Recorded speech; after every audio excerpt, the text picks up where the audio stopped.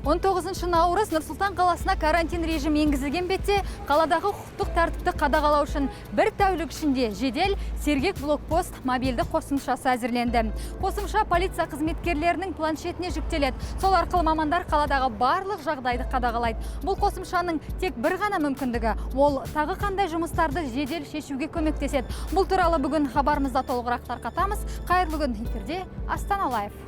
Карантин енгізілген бетте Нұр-Сұлтан қаласынан кіріп шығу шектеліп, маңызды күре жолдардың бойына 6 блок бекет орнатылғаны белгілі. Арада 2 ай өтсе де сол жұмыс әлі жалғасуда. Өздеріңіз байқағандай, полиция қызметкерлері әр көлікті қолындағы планшеттегі мәліметтермен тексеріп, сонан кейін ғана өткізу не өткізбеу жайлы шешім шығарады.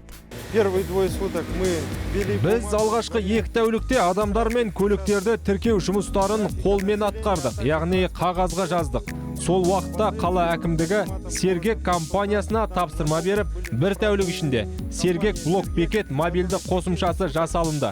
Біз қазір сол қосымшаны қолданудамыз. Ол көптеген мәселелерді жедел шешуге септігін тигізуде. Сергек блок-бекет мобильді қосымшасының арқасында полиция қызметкерлері небәрі 2-3 секунд ішінде азаматтың аты жөні, тұрғылықты жері, жұмыс орны, қала ішіндегі қозғалысы, айыппұлдары жайлы жеке басына қатысты барлық мәліметтерді біле алады. Бұл қосымшаның тағы бір мүмкіндігі, біз әкімдікте құрылған жедел штабпен тез байланыс алдық, яғни ақпарат алмасу каналы іске қосылған. Блок бекетте белгілі бір мәселе туындағанда, біз оны қосымша арқылы штабқа жолдаймыз. Штаб тез арада шешім шығарып, бізге кері қайтарады. Біз соны ары қарай жүзеге асырамыз.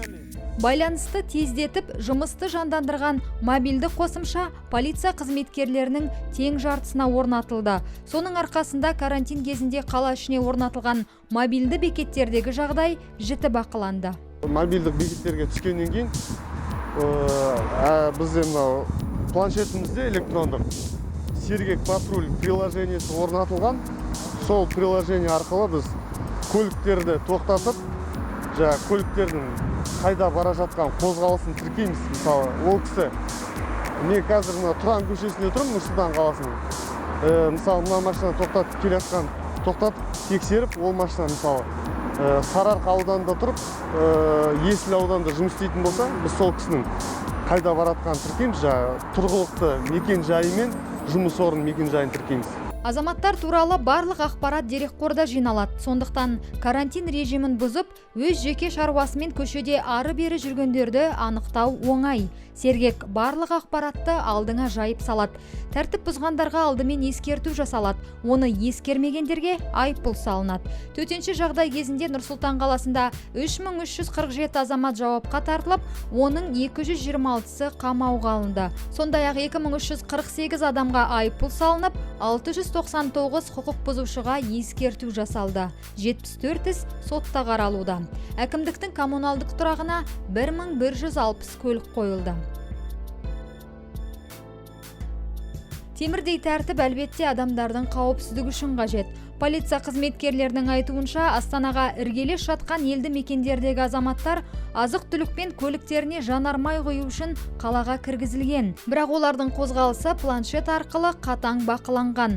Сондай-ақ, өзге қалаларға жүк таситын транзитті көліктер қалаға кіргенде көлік жүргізушісіне дейін барлық мәліметтері базаға енгізіліп, қаладан шыққан кезде қайта тексерілген. Яғни, жолай жүргізушісі орын алмастырмас үшін жасалған қам-қарекет. Арада 2 ай өтсе де, күре жол бойындағы блок бекеттердегі жұмыс сол тәртіппен жүріп жатыр.